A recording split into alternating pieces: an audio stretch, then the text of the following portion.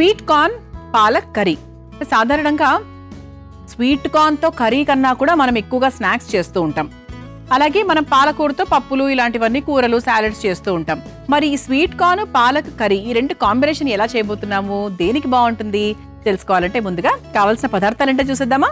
Sweet corn palak curry తయారు చేసుకోవడానికి కావాల్సిన పదార్థాలు: మసాలా దినుసులు 1 కప్పు, జీలకర్ర 1 టేబుల్ స్పూన్, ఉల్లికాడలు 1 కప్పు, పచ్చిమిర్చి 4, అల్లం ముక్కలు 1 టేబుల్ స్పూన్, నానబెట్టుకున్న జీడిపప్పు కొద్దిగా, నూనె 2 టేబుల్ స్పూన్లు, స్వీట్ కార్న్ 1 కప్పు, పాలకూర 1 కప్పు, ఉప్పు తగినంత, పసుపు చిటికెడు, గరం మసాలా పొడి 1 table spoon. Sweet corn palak curry తయారు చేసుకోవడానికి కావాల్సిన పదార్థాలన్నీ కూడా రెడీగా ఉన్నాయి. అయితే మనకి ఇక్కడ పాలకూరలో అధికంగా పొటాషియం ఉంటుంది. తర్వాత ఎముకల ఆరోగ్యానికి అంటే ఎముకలు దృఢంగా ఉండడానికి పాలకూర ది బెస్ట్ అని చెప్పొచ్చు. కంటి ఆరోగ్యానికి మంచిది. చర్మానికి కూడా పాలకూర చాలా బాగా హెల్ప్ చేస్తుంది. అంటే చర్మ కాంతిని మెరుగుపరచడానికి, స్కిన్ హెల్త్ని ఇంప్రూవ్ చేయడానికి చాలా బాగా హెల్ప్ చేస్తుంది. అంతేకాకుండా ఇందులో బీటా కెరోటిన్లు కూడా ఎక్కువగా ఉంటాయి కాబట్టి ఓవరాల్గా హెల్త్ పరంగా చూసుకుంటే కూడా విటమిన్స్, మినరల్స్ అధికంగా ఉండేటువంటి చక్కటి అంటే లీఫీ వెజిటబుల్స్లో రారాజు అని చెప్పొచ్చు అనమాట మన పాలకూర. సో ఎవరికైనా నీరసంగా ఉన్నా, ఫీవర్ వచ్చినా, ప్లేట్లెట్ కౌంట్ తగ్గినా, ఏదైనా కూడా పాలక్ జ్యూస్ అనేది, పాలకూర సూప్ అనేది ఎక్కువగా ఇస్తూ ఉంటారు. ఎందుకంటే తిరిగి ఏదైనా లాస్ట్ ఎలక్ట్రోలైట్స్ ఏమైనా ఉంటే తిరిగి సంపాదించుకోవడానికి ఉపయోగపడుతుంది.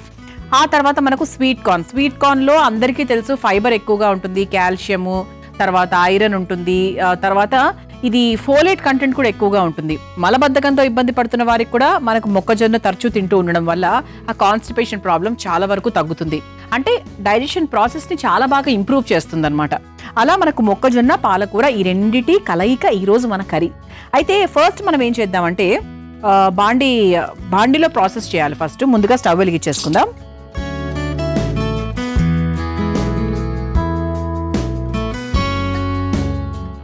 ముందుగా కాస్త నూనె వేసేసుకుందాం.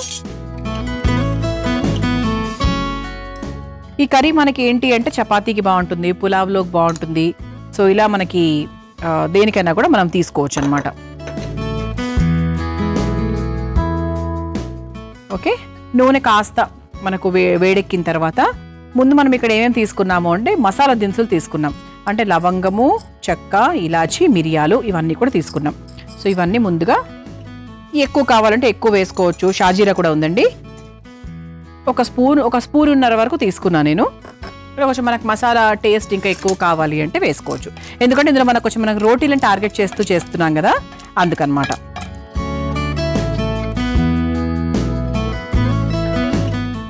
ఆ తర్వాత కాస్త జీలకర్ర కూడా వేస్తున్నాము.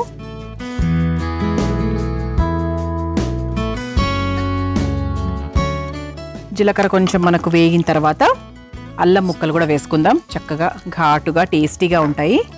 ఆ తర్వాత ఉల్లికాడలు. సో మీరు మామూలుగా ఇంట్లో తయారు చేసుకునేటప్పుడు ఉల్లిపాయ ముక్కలు కూడా వేసుకోవచ్చు.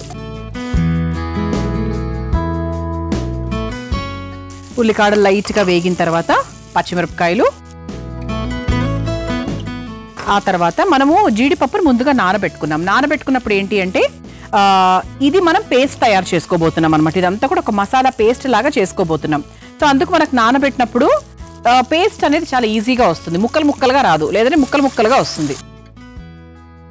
మధ్య మధ్యలో నలగకుండా అలా ఉంటుందన్నమాట.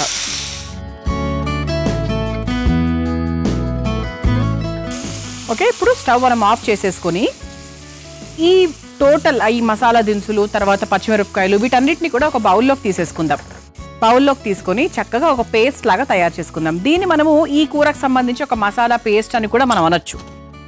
అంటే పచ్చిగా మనం అలా గ్రైండ్ చేసుకోకుండా లైట్గా వేయించుకొని మనం రుబ్బుకుంటే ఏంటి అంటే మనకు ఆ పచ్చి వాసన పోయి ఆ పేస్ట్ అనేది ఇంకా చాలా టేస్టీగా ఉంటుందన్నమాట.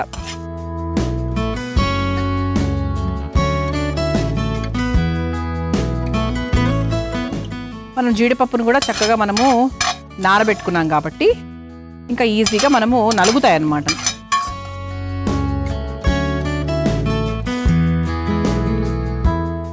ఓకే, మనము దీన్ని చక్కగా మెత్తగా రుబ్బుకొని ఒక పేస్ట్ లాగా తయారు చేసుకొని తీసేసుకుందాం. ఆ తర్వాత నెక్స్ట్ ప్రాసెస్ ఏంటి అనేది ఎక్స్ప్లెయిన్ చేస్తాను. చూసారా, ఇలా చక్కగా మనం పేస్ట్ లాగా తయారు చేసేసుకున్నాం. ఇది పక్కన పెట్టేసుకుందాం. ఇప్పుడు మనం ఇదే బాండీలో నెక్స్ట్ ప్రాసెస్ కూడా చేసుకోవచ్చండి. అయితే ఇప్పుడు మన కర్రీ ప్రాసెస్లో భాగంగా స్టవ్ వెలిగించేసాను మళ్ళీ ఇంకోసారి. ఇదే బాండీలో మనం కాస్త కంచు పాత్ర కాబట్టి వేడిగానే ఉంటుంది, ఇంకొంచెం నూనె యాడ్ చేసుకుందాం దీంట్లోకి.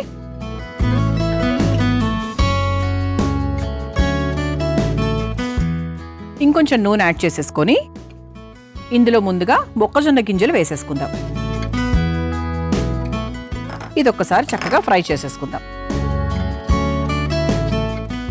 అంటే ముఖ్యంగా ఈ వంటలో మనకి హైలైట్ ఏంటి అంటే ఈ పేస్టే అండి. మనం చేసుకున్న ఈ మసాలా పేస్టే దీనికి హైలైట్ అన్నమాట. అంటే దాంతోనే రుచి.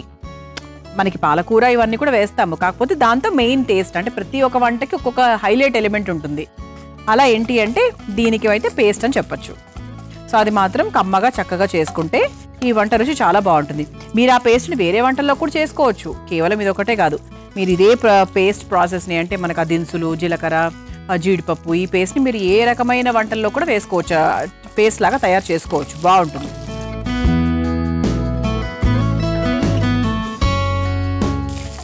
ఓకే, ఇది కాస్త మనకు వేగిన తర్వాత పాలకూర ఇలా సన్నగా కట్ చేసుకొని పెట్టుకున్న పాలకూరను కూడా తీసేసుకుందాం.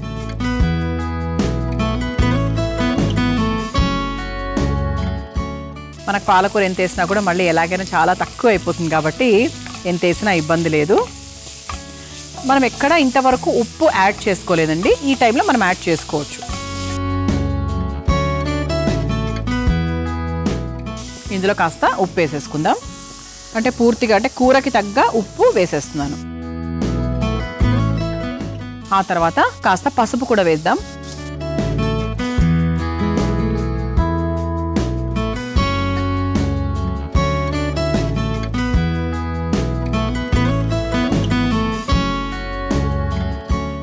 ఇది ఒక్కసారి అంటే కొంచెం మన దగ్గర పడితే మనకు సైన్ అన్నమాట ఇది పూర్తయిందని.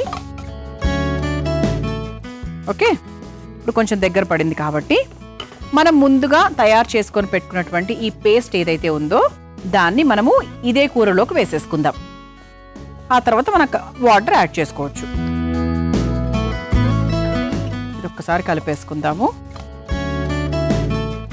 దీంట్లో కాస్త నీళ్లు ఇదే కప్పులో కూడా వేసుకొని ఇలా కూడా వేసేసుకోవచ్చు. ఇప్పుడు ఒకసారి నీట్గా మిక్స్ చేసేసుకుందాం. ఇందులో మనకు అన్నీ ఉన్నాయండి, కారాలు ఉన్నాయి, మసాలా తాలూకు ఆ ఘాటు కూడా ఉంటుంది పేస్ట్లో. సో ఇంకా మనకు వేరేగా ఏమీ వేసుకోనక్కర్లేదన్నమాట. ఓకే, ఇంకొంచెం నీళ్ళు యాడ్ చేస్తే బెటర్ ఏమో అనిపించిందండి కొద్దిగా, ఎందుకంటే కొంచెం దగ్గర పడుతుంది కాబట్టి.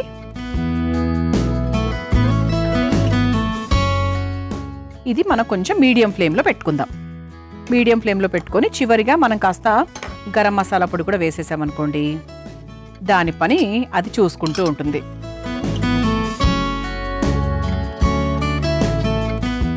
ఇక ఉప్పులు, గరం మసాలాలు అన్నీ వేసేసాము. సో చాలా డిఫరెంట్గా ఉంది చూసారా, అంటే ఈ ప్రాసెసే చాలా కొత్తగా ఉంది. అన్నీ కూడా పూర్తయిపోయాయి. ఓకే, సో ఇదంతా కూడా చక్కగా దగ్గర పడిపోయింది కాబట్టి ఇక స్టవ్ కూడా ఆఫ్ చేసేసుకోవచ్చు. సో మంచి మసాలా స్మెల్ అది కూడా చాలా బాగా వస్తుంది. ఇక మనం ఒక సర్వింగ్ బౌల్లోకి తీసేసుకుందాం.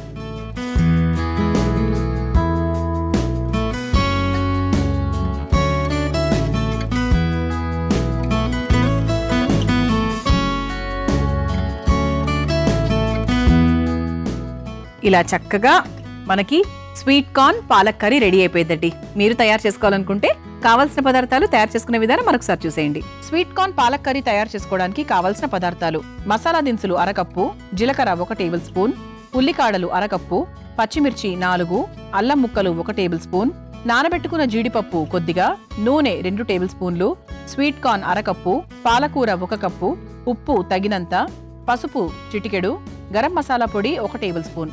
స్వీట్ కార్న్ పాలక్ కర్రీ తయారు చేసుకునే విధానం: ముందుగా స్టవ్ వెలిగించి బాండీలో నూనె వేసి వేడయ్యాక అందులో మసాలా దినుసులు, జీలకర్ర, అల్లం ముక్కలు, ఉల్లికాడలు, పచ్చిమిర్చి, నానబెట్టుకున్న జీడిపప్పు వేసి వేయించుకొని ఒక బౌల్లోకి తీసుకొని మెత్తగా పేస్ట్ చేసుకుని పక్కన పెట్టుకోవాలి. ఇప్పుడు అదే బాండీలో కాస్త నూనె వేసి మొక్కజొన్న గింజలు, పాలకూర, సరిపడా ఉప్పు, పసుపు వేసి వేయించుకోవాలి. తర్వాత అందులో మెత్తగా రుబ్బుకున్న జీడిపప్పు పేస్ట్ ని కూడా వేసి కాస్త నీళ్లు పోసి చివరిగా గరం మసాలా పొడి వేసి కలిపి కొద్దిసేపు మగ్గించుకొని ఒక సర్వింగ్ బౌల్లోకి తీసుకొని సర్వ్ చేసుకుంటే sweet corn palak curry ready.